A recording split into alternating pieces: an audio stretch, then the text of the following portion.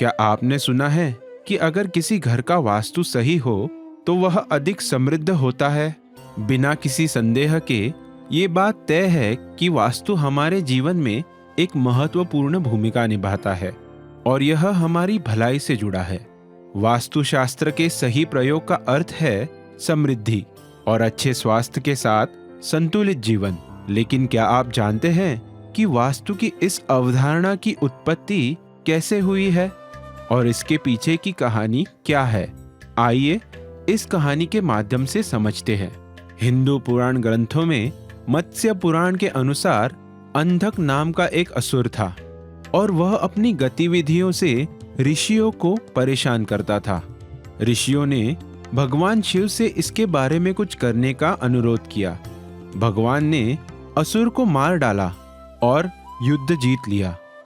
लेकिन जब वह युद्ध के मैदान में अंधक से लड़ रहे थे तो भगवान शिव थक गए थे और उनका पसीना जमीन पर गिर गया था।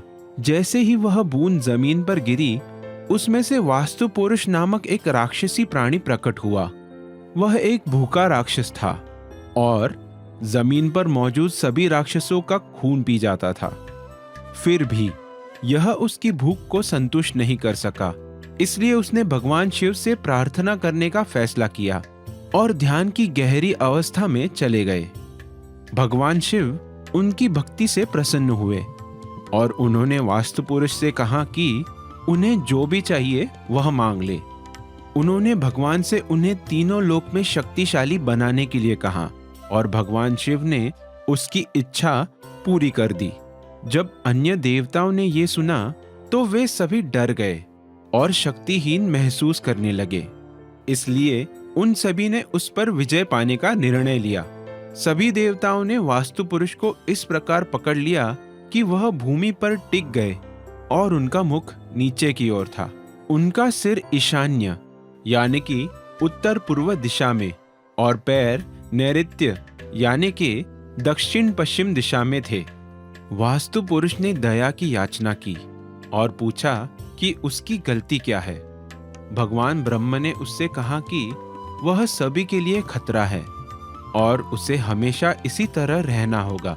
जब उन्होंने पूछा कि इससे क्या फायदा होगा, भगवान ब्रह्म ने उत्तर दिया कि वह उसे अमर बना देंगे और यदि पृथ्वी पर कोई भूखंड है जिसकी चारों दिशाओं में एक परिसर की दीवार है तो वह उस स्थान पर कब्जा कर सकेंगे और उन्हें उस स्थान का मालिक बनने की स्वतंत्रता होगी। यदि उस भूखंड का मालिक व्यक्ति उसका सम्मान नहीं करता है तो उसे दंडित करने की शक्ति होगी।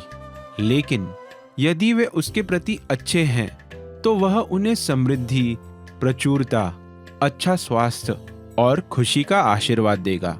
वह सहमत हो गया और इस तरह राक्षस एक परिवर्तित आत्मा होने के कारण वास्तु पुरुष के रूप में जाना जाने लगा और वह हमेशा के लिए पृथ्वी का हिस्सा बन गया।